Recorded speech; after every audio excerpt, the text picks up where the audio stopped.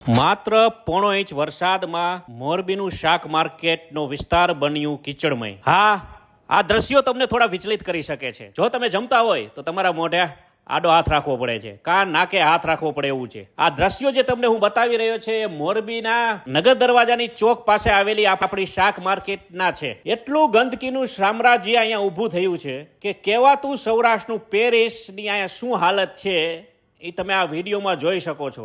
આ મોરબીનો શાક માર્કેટ વિસ્તાર છે જ્યાં હજારોની સંખ્યામાં માણસોની અવર જવર થતી હોય છે. એવા વિસ્તારની આ દયનીય હાલત માટે જવાબદાર કોણ? રાહદારીઓને આ કેટલી મુશ્કેલીઓ પડે છે. અહીંયા હજારોની સંખ્યામાં માણસો પોતાનું 2 ટકનું જમવા માટે, 2 ટકની રોજીરોટી માટે અહીંયા ધંધા લઈને બેઠા છે કે 2 ટકનું એક પેટ ભરવા માટે હજારોની સંખ્યામાં માણસો અહીંયા પોતાનું શાક બકાલું લેવા માટે આવતા હોય છે. અને આ વિસ્તાર એટલો ગંદકી ભર્યો માત્ર પોણા ઇંચ વરસાદમાં.